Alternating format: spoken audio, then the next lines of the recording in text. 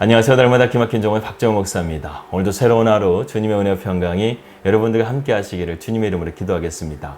오늘은 가정에 대해서 여러분들과 함께 살펴보려고 합니다. 에베소서 5장의 말씀을 보게 되면요, 우리가 신앙생활을 실천하고 적용하는 데 필요한 것이 성령 충만이라고 먼저 말하면서 바울은 이 첫 번째 적용을요, 가정에 두고 있는 것을 보게 됩니다. 여러분, 가정이라는 것은요, 수평적인 관계도 있지만 수직적인 관계도 있어요.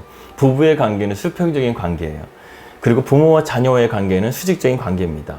그리고 상사와 직장과의 관계는요, 그 당시 로마 시대에는 주인과 종의 관계가 있었다시피 그러한 상사와 부하 직원의 관계는 수직적인 관계로서 우리가 볼 수가 있다는 것입니다. 근데 부부의 관계는 수평적인 관계라는 것인데, 우리가 그러한 관계를 성경적인 입장에서 어떻게 해석할 것인가, 오늘 우리가 이것을 한번 중점적으로 생각해 보려고 합니다. 여러분, 부부관계는 왜 이렇게 중요한 것일까요? 부부관계라는 것은 도대체 어떻게 맺어지는 것일까요? 여러분, 부부관계라는 것은요, 어떤 전통이나 습관 또는 윤리 도덕에 따라서 가만히 있어도 맺어지는 것이 아니에요. 오늘 바울의 말씀 보게 되면 아내는 남편에게 순종해야 되고, 또한 남편은 아내를 사랑해야 되는 이런 노력이 이루어지게 될 때 부부관계는 형성될 수 있다는 것입니다. 여러분, 부부관계라는 것은요, 우리가 서로 노력하지 않게 되면 깨어질 수밖에 없어요. 단순하게 결혼했으니까 자동적으로 아이를 낳고 살 것으로 생각하면 그것은 참 오산입니다. 부부관계라는 것은요, 가장 값비싼 대가를 치르며 매일 최선의 우선순위를 서로에게 두고 애쓰고 노력해야지만 이루어질 수 있다는 것이죠. 이것이 깨어지게 되면요, 자녀관계나 사회관계도 다 갈등을 겪게 될 수밖에 없습니다. 성경은 하나님이 짝지어진 것을 절대로 나누지 못한다고 말씀하고 있어요. 그렇기 때문에 이혼이라는 것은요, 마귀가 하나님의 가정을 파괴하는 방법이라고 할 수 있습니다. 오늘날 이혼의 위기에 있는 부부들이 얼마나 많은지 몰라요. 심지어는 간통법이 통과되어서 이러한 이혼이 이제는 합법화되어지고 온갖 말도 안 되는 이유로 이혼하는 사람들이 얼마나 많은지 모릅니다. 요즘엔 결혼해도 혼인신고를 하지 않아요. 살다가 혹시 모르기 때문에, 이혼할지 모르기 때문에 괜히 결혼하게 되면 서로에게 불편하니까 혼인신고를 하지 않고 서로 헤어지게 되게 되면 쿨하게 헤어지자, say goodbye 하자, 이렇게 생각하고 혼인신고를 하지 않는다는 것입니다. 이거 뉴질랜드를 보게 되면요, 결혼의 제도 말고 또 하나의 제도가 있는데, 그것은 무엇이냐면 파트너십이라는 제도가 있어요. 이것을 한국말로 쉽게 설명하게 되면 바로 동거라는 것입니다. 여기서는 동거도 부부라고 인정해 준다는 것이죠. 그러다가 서로 헤어지게 되면요, 서로 쿨하게 헤어지는 거예요. 그리고 과거는 묻지 마, 이렇게 하면서 살아간다는 것입니다. 법적인 자료가 없으니까 책임도 없어지게 되고 자신의 과거도 알 수 없다는 것이죠. 하지만 이런 것들은 아주 위험하고요, 악한 생각이라고 할 수 있습니다. 적어도 세상은요, 그렇다 할지라도요, 우리 그리스도인들은 그렇게 살아서는 안 된다는 것이죠. 성경은 부부관계라는 것은 모든 관계의 가장 기본이라고 말씀하고 있습니다. 그렇기 때문에 바울은 성령의 충만함의 첫 번째 능력이 바로 우리 가정에서부터 시작되어야 된다고 말씀하고 있다는 것이죠. 여러분, 성령의 특징이 무엇입니까? 바로 하나 되게 한다는 것이죠. 따라서 우리가 성령의 충만함을 받게 되면 우리의 가정이 하나 되어지고 건강하고 성숙한 가정으로 나아갈 수 있다는 것입니다. 가장 기본적인 부부의 관계에서 우리가 안정감을 갖고 나아간다고 한다면 우리는 모든 관계에서요, 성공할 수가 있어요. 따라서 부부가 자녀에게 서로 사랑하는 모습을 보여줄 수 있다고 한다면 그것만큼 좋은 교육이 없다는 것입니다. 더 큰 사랑이 없다는 거예요.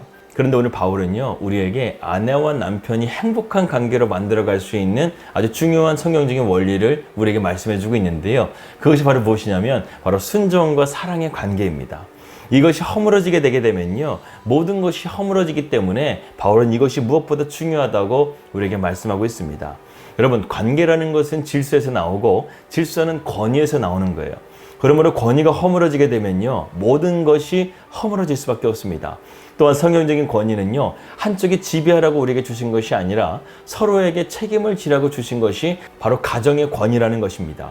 대부분 부부관계가 깨지는 이유가요, 바로 이러한 권위를 잘못 쓰기 때문에 일어나는 것이죠. 그리고 우리가 가장 최종적으로 닮아가야 될 권위가 있습니다. 그것은 바로 예수님의 권위를 닮는 거예요. 사랑의 권위, 헌신적인 권위, 희생의 권위가 바로 예수님의 권위잖아요. 우리가 이것을 닮음을 통해서 순종과 사랑의 관계를 이루어갈 수 있다는 것입니다.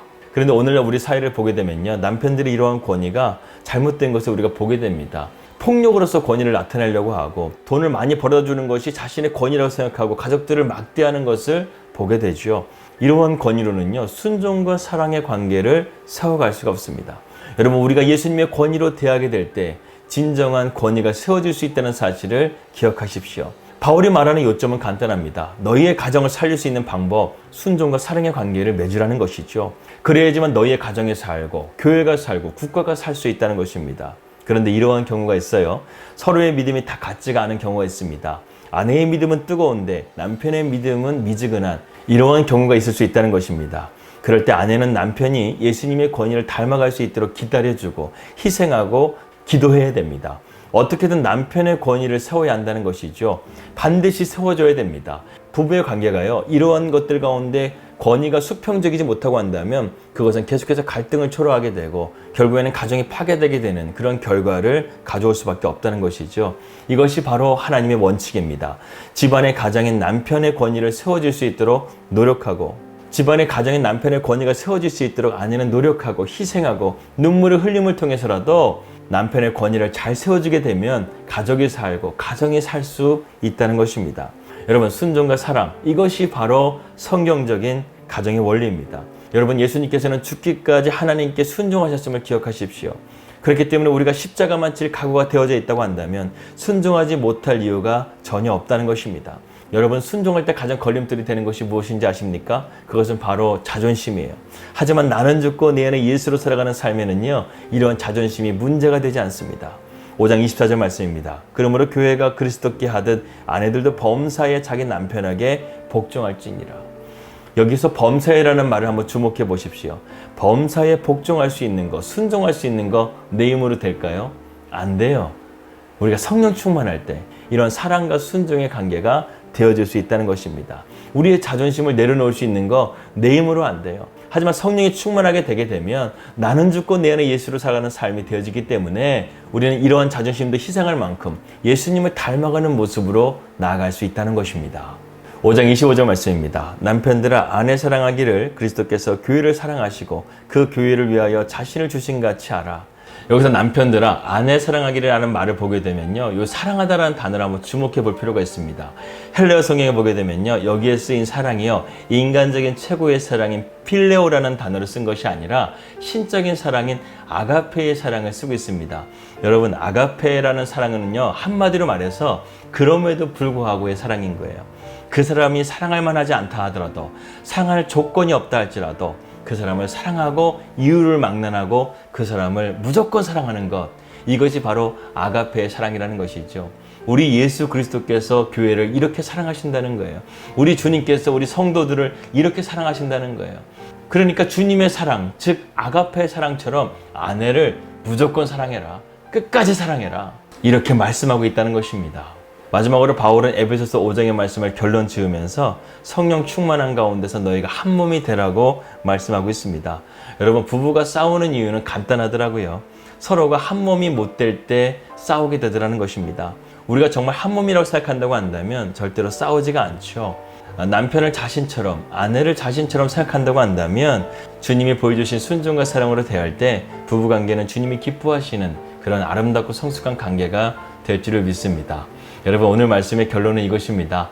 우리의 가정이 행복하기 위해서 정말 필요한 것이 바로 성령님이라는 거예요. 우리의 가정이 성령의 충만함을 받게 되면 성령의 인도하신 가운데서 이런 사랑과 순종의 관계, 아름다운 관계를 맺음을 통해서 여러분들의 가정이 성숙되어지고 행복한 가정이 될 수 있다는 것입니다. 여러분, 저와 여러분들의 가정이 그러한 행복한 가정이 될 수 있기를, 성령 충만하시기를 주님 이름으로 기도하겠습니다. 기도합니다. 하나님 아버지, 감사합니다. 오늘도 우리가 하나님의 성령의 충만함에 대해서 함께 나누었습니다. 특별히 우리의 가정 가운데 성령의 충만함으로 임하여 주셔서 서로의 사랑과 순종의 관계를 통해서 예수님을 닮아가는 그런 아름다운 가정이 될 수 있도록 인도하여 주시옵소서. 예수님의 이름으로 기도하였습니다. 아멘. 오늘도 평안한 하루 되시고요. 저는 내일 뵙도록 하겠습니다. 우리 믿음으로 승리합시다. 할렐루야.